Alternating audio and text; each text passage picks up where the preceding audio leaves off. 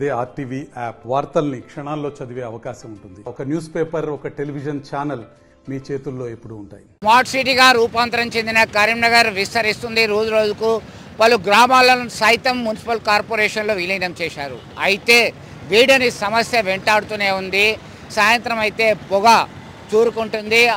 ప్రజల ఆరోగ్యాలతో ఆటలాడుకుంటుంది, చెలగాటమాడుతున్నారు. పలుమార్లు ఉద్యమాలు చేశారు, ఆందోళన చేశారు. సిపిఎం జిల్లా కార్యదర్శి వాసుదేవ్ రెడ్డి ఉన్నారు. వాసుదేవ్ రెడ్డి గారు చెప్పండి, ఈ డంపింగ్ యార్డ్ సమస్యను తరలించాలని అనుకుంటున్నారు. ఇప్పటికీ ఇంకా ఇదే సమస్య ఉంది. పలువురు ఆందోళన చేస్తూనే ఉన్నారు. ఏంటి అసలు దీని ప్రాబ్లం ఏంది? దీనికి ఒక సొల్యూషన్ అయితే ఎట్లా చేయొచ్చు? మీరు కూడా గతంలో ఉద్యమాలు చేస్తూనే ఉన్నారు. వాస్తవానికి కరీంనగర్ నగరము చాలా వేగంగా విస్తరిస్తున్నది.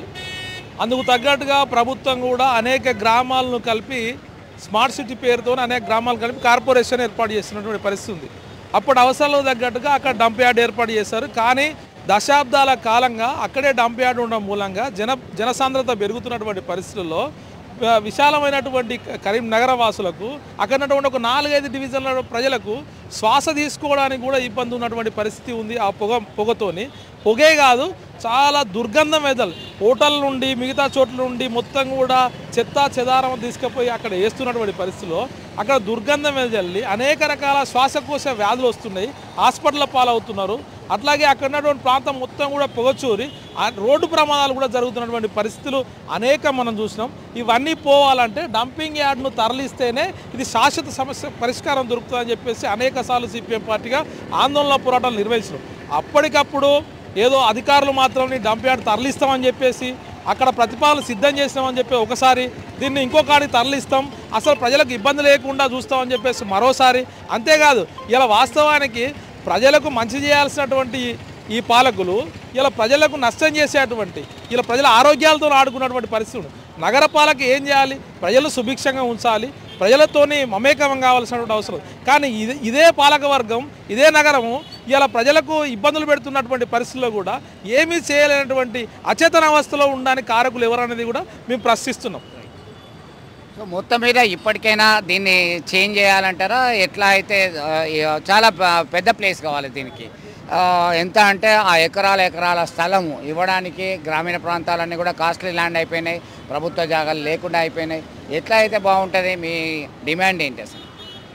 ప్రభుత్వం కాన్షియస్గా దీన్ని శాశ్వత పరిష్కారం చూపాలన్న కనుక చొరవ ఉంటే ఖచ్చితంగా దీనికి ఎకరాలు తీసుకోవాల్సిన అవసరం ఉంది. అనేక అభివృద్ధి పనుల కోసం మొత్తం కూడా భూసేకరణ చేస్తున్నారు. మరి ఇలాంటి వేస్టేజీని అక్కడ తరలించడం కోసం భూసేకరణ వెంటనే త్వరితగతిన చేస్తే పరిష్కారం దొరుకుతుంది. ఇలా కేంద్ర సహాయ మంత్రి కరీంనగర్ నడిబొడ్డులోనే ఉంటాడు. ఇక్కడ ఉన్నటువంటి పొన్నం ప్రభాకర్ కరీంనగర్ వాసే, ఇక్కడ ఉన్నటువంటి ఎమ్మెల్యే ఉంటాడు, ఇక్కడ నగరపాలకులు ఉంటారు. ఇంతమంది బీఆర్ఎస్ సాయం 10 సంవత్సరాలు ఉంటుంది, కాంగ్రెస్ వచ్చి 2 సంవత్సరాలు అవుతుంది, అంతకుముందు ఉన్నటువంటి కాంగ్రెస్ ఉంటుంది. కానీ దీనికి మాత్రం పరిష్కారం చూపరు. కేవలం కంటి తుడుపు చర్యలు. చిత్తశుద్ధి లేదా వీళ్ళకి? 100% పాలక వర్గాలకు చిత్తశుద్ధి లేదని చెప్తున్నాం.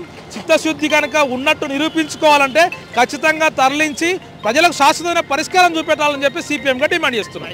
మొత్తం మీద పాలకులు వస్తున్నారు, పోతున్నారు, అధికారులు ఆరాధిస్తున్నారు, ఎంక్వైరీ చేస్తున్నారు. అయితే డంపింగ్ యార్డ్ సమస్యకి శాశ్వత పరిష్కారం అనేది లభ్యం కావట్లేదు. ఇప్పటికైనా పాలకులు, ప్రజాప్రతినిధులు దీనిపైన దృష్టి సారించి ప్రజల ఆరోగ్యాన్ని కాపాడాల్సినటువంటి బాధ్యత ఎంతైనా ఉంది. లేదంటే ఖచ్చితంగా ఉద్యమించడానికి సిద్ధంగా ఉన్నామని సిపిఎం నేతలు డిమాండ్ చేస్తున్నారు.